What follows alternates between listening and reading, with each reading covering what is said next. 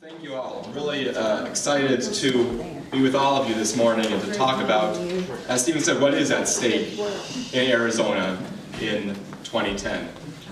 We have petitions that have been passed around.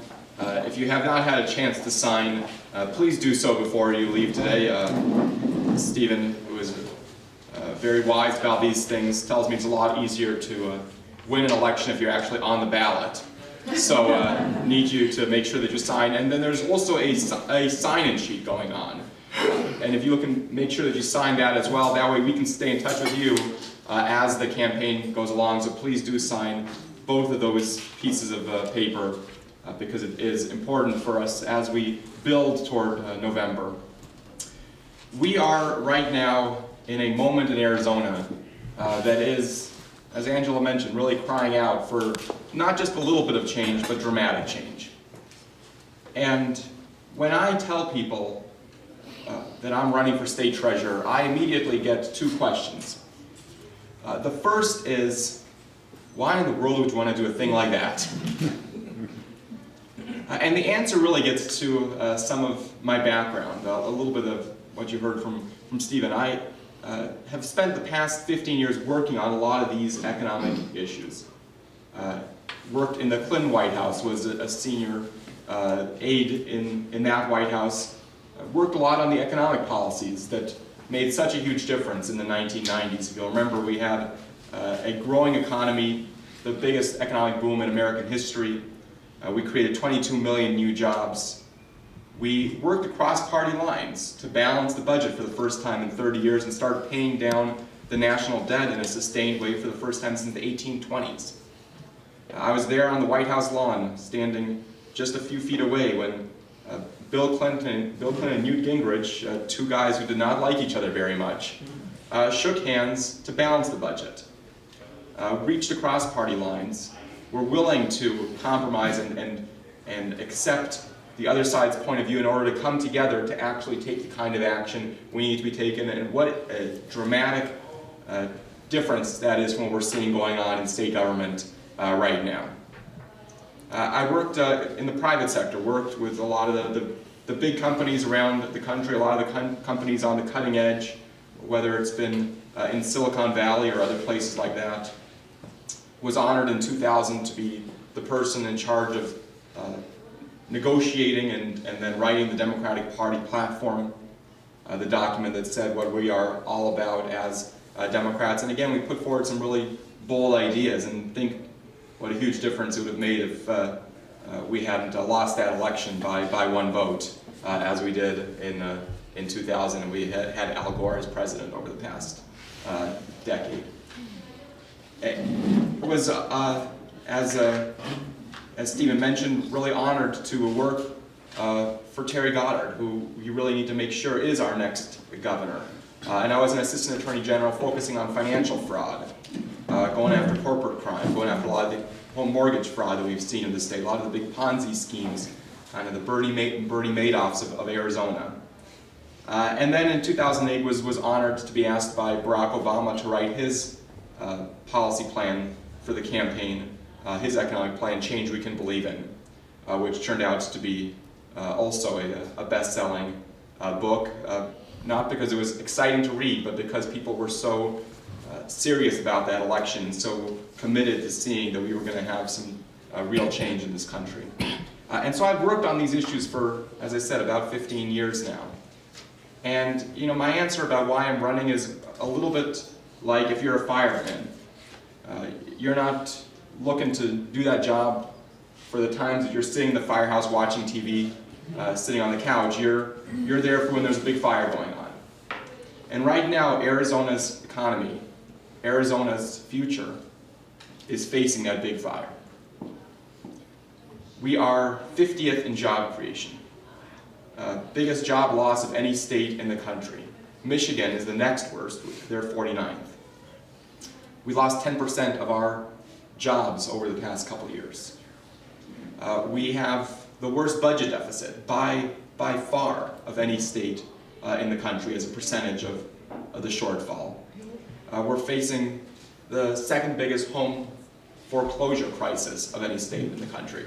By just about any measure you can imagine, Arizona is doing so much worse than all these other states, and that has a real impact. You know, as I'm going around the state, and I've been campaigning for more than 10 months now, have been really seeing people who are hurting out there. People who are losing their jobs and their homes, their businesses. People who did everything right, everything that they were supposed to do. They were good citizens, good neighbors, good workers, got a good education. They did everything they were supposed to do. And yet they are still facing this kind of tragedy in their own lives. It's not their fault.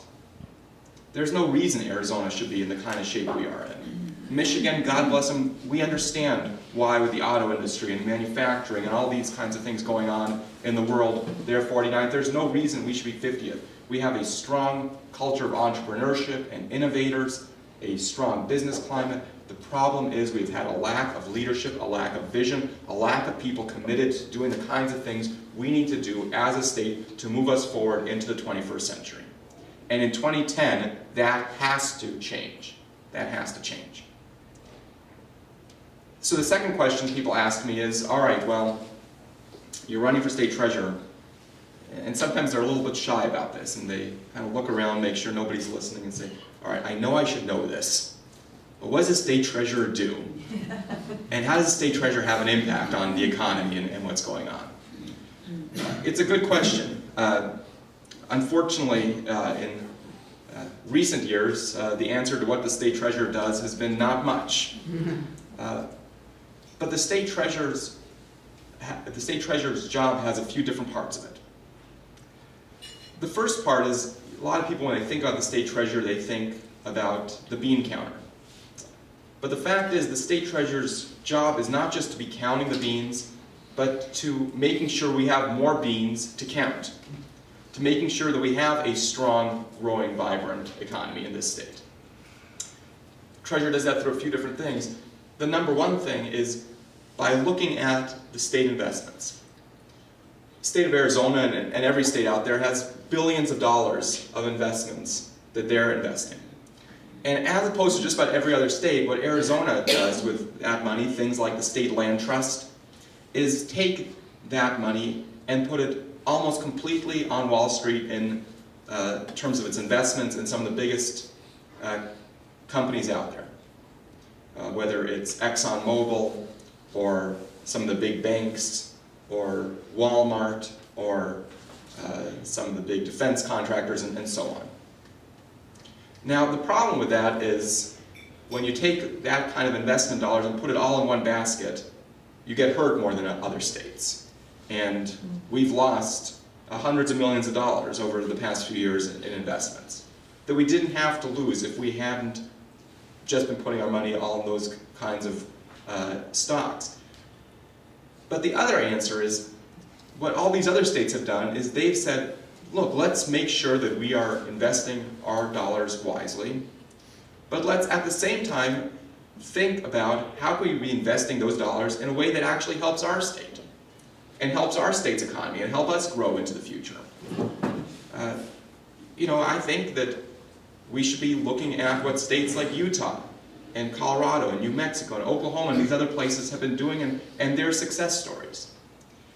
We should be making sure that those state investments that Treasurer controls are invested in the safest way possible, in the way that gets the best rate of return. But then all things being equal, we should be looking at things like high tech and biotech, and especially things like solar and wind. Arizona should be the solar capital of the world. We have everything going for us in that respect. Anybody here know where the solar capital of the world is? Angela doesn't get to answer. Probably Dubai or someplace like that. Well, Dubai has its own problems. Spain is going up fast. Chuck, what'd you say? Germany. Germany is number one. They put in place half of all the solar cells in the world last year. They have the sunlight of Anchorage, Alaska. We have 330 days of sunlight a year. All right, y'all did well. Dean was right, there's some talent here in Sedona.